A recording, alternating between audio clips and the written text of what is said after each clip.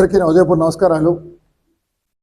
నేడు ఈ press meet పెట్టడం ముఖ్య ఉద్దేశం ఏదైతే సింహాచలం భూములు గూగుల్ డేటా సెంటర్కి కేటాయించారో దాని తెలుగు శక్తి పూర్తిగా ఖండిస్తుంది. ఎందుకంటే సర్వే నెంబర్ 275లో 161 ఎకరాల భూమి ఇవ్వడం జరిగింది. మరి నాడు ఋషికొండలో గుండు కొట్టిస్తున్నప్పుడు ఆ ప్రభుత్వం నాడు గగ్గూలు పెట్టిన ఈ తెలుగుదేశం పార్టీ నాయకులు నేను ఎందుకు సింహాచలం కొండపైన ఇవాళ కొండ కొడుతుంటే ఎందుకు మాట్లాడటానికి ప్రశ్నిస్తున్నాం. మరి ఈవేళ డెఫినెట్గా ఆ కొండ కొట్టేయడం వల్ల రేపు నీరు ఎక్కడే లావుద్దో అనేది స్టాప్ అయిపోతుంది. మరి ఈవేళ హిందూ మనోభావాలు దెబ్బతీస్తున్నారు. మరి ఒక సింహాచలం లక్ష్మీనరసింహ పుణ్యక్షేత్రాన్ని ఈవేళ వాళ్ళ స్వార్థాలకి వేళ దేవుడు భూములు ఇస్తున్నారంటే నాడు ప్రజలు విశ్వాసంతో దేవుడికి భూములు ఇచ్చారు తప్ప ఈ భూములు రానున్న రోజుల్లో ప్రభుత్వాలు దానదం చేస్తారని ఇవ్వలేదు. మరి ఈవేళ ప్రభుత్వం గూగుల్ డేటాకి కేటాయించిన భూమిని వెనక్కి తీసుకోవాలని చెప్పి డిమాండ్ చేస్తున్నాం.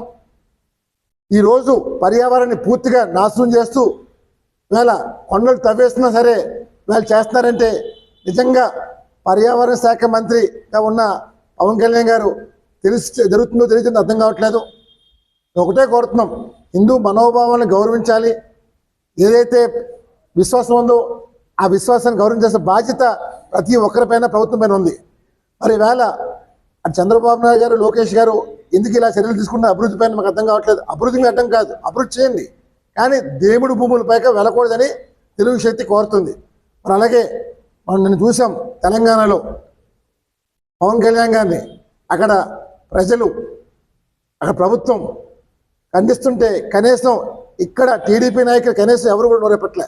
మరి నాడు చంద్రబాబు నాయుడు గారు కష్టాల్లో ఉన్నప్పుడు అరెస్ట్ చేసి జైల్లో పెట్టినప్పుడు నేనున్నానని చెప్పి పవన్ కళ్యాణ్ గారు రావటం జరిగింది, మద్దతు ఇవ్వడం జరిగింది, ఎటువంటి షరతులు లేకుండా. మరి ఈరోజు మరి ఏమన్నా అర్థం కావట్లే. ఈవేళ ఆయన నేను చూసాం ప్రెస్ మీట్లో కూడా, నేను ఏమీ కబ్జా చేయలేదు, ఏదైనా కబ్జా చేస్తే చెప్పండి నేను ఇచ్చేస్తానని చెప్పారు. మరి ఈరోజు అంతగా మీ బాబు జాగిరి అని చెప్పి అడుగుతున్నారు. ఒకటే చెప్తున్నాను తెలంగాణ నాయకులకి మంత్రులకి, ఎస్ ఇది మా బాబు జాగిరి అని అంటున్నాను. ఎందుకంటే తెలంగాణలో హైదరాబాద్ అభివృద్ధి చెందిందంటే మేము వచ్చి అభివృద్ధి చేసాం. నేను ఒకటి అడుగుతున్నాను, హైదరాబాద్ తప్ప ఆదిలాబాద్ కానీ నిజామాబాద్ కానీ కరీంనగర్ కానీ వరంగల్ కానీ ఏమైనా అభివృద్ధి చెంది అడుగుతున్నాను. ఎందుకు చేయలేపారు? రాష్ట్రం విడిపోయి 2014 రాష్ట్రం విడిపోయింది, 12 సంవత్సరాలు అయింది. ఈ 12 సంవత్సరాలు హైదరాబాద్ తప్ప ఏమైనా అభివృద్ధి చెందింది అడుగుతున్నాను. అంటే మేము అభివృద్ధి చేసింది మీరు పాలిస్తారు తప్ప మీరేం చేశారు అడుగుతున్నారు. ఈరోజు అక్కడ హక్కు సర్వహక్కులు మాకు కూడా మేము మనవి చేస్తున్నాం. ఎందుకంటే ఈరోజు అభివృద్ధి వైపు చూడాలి తప్ప మీ బాబు జాగ్రత్త మా బాబు జాగ్రత్త కాదు, ఇది తెలుగు వాడి జాగ్రత్త మనవి చేస్తున్నాను తెలంగాణ మంత్రులందరికీ. సో పవన్ కళ్యాణ్ పైన మీరు చేసిన వ్యాఖ్యలకి బేషరతుగా క్షమాపణ చెప్పని డిమాండ్ చేస్తున్నాం. ఈరోజు మీకు సిగ్గు లేకుండా ఈవేళ తిడుతున్నారంటే నిజంగా ఔన్నత్యం ఏమవుతుంది అడుగుతున్నారు. తెలంగాణ కోసం ఆయన వ్యతిరేకం కాదే. ఈరోజు ఆయన ఏమైనా వ్యతిరేకంగా మాట్లాడితే మీరు బాధపడాలి, కానీ ఈవేళ ఆ భూమి కబ్జా ఆయన చేయని చెప్పి అంటున్నారు. కానీ ఇది దురదృష్టం.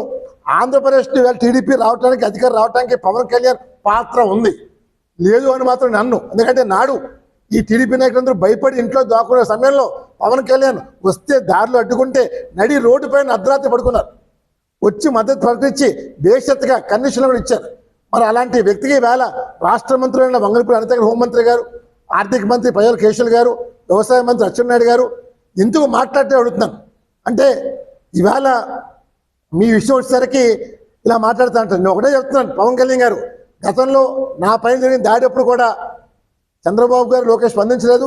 ఈరోజు కూడా మీ పైన కూడా ఏదైతే అక్కడ చేస్తున్నారో దాడులు చేస్తున్నారో దీనిపైన కూడా స్పందించలేదు. అంటే కేవలం వాడుకొని వదిలేసే టైప్ తప్ప ఈరోజు పవన్ కళ్యాణ్ తరఫున ప్రతి ఒక్కరు స్టాండ్ అవ్వాల్సిన బాధ్యత ఉంది.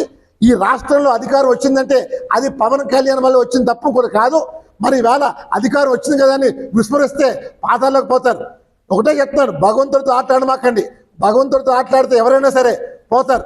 పైగా సింహాచలం లక్ష్మీనరసింహస్వామి మీరు ఆట ఆడుతున్నారు. దయచేసి ఆ భూములు వెనక్కి తీసుకుని కోరుతాను. పవన్ కళ్యాణ్ గారిని నేను ఒకటే కోరుతాను, మీరు పర్యావరణ శాఖ మంత్రిగా మీకు తెలుసు జరుగుతుందో తెలియజరుగుతుందో కానీ ఇక్కడ సింహాచలం కొండలు దారుణంగా తవ్వేస్తున్నారు. దయచేసి విశాఖపట్నం రమ్మని చెప్పి ఇది హిందూ మనోభావాల్ని మీరు గౌరవించాల్సిన బాధ్యత మీ పైన కోరుతాం. సనాతన ధర్మాన్ని కాపాడండి, హిందూ మతాన్ని గౌరవించడం కోరుతాను. జై హింద్.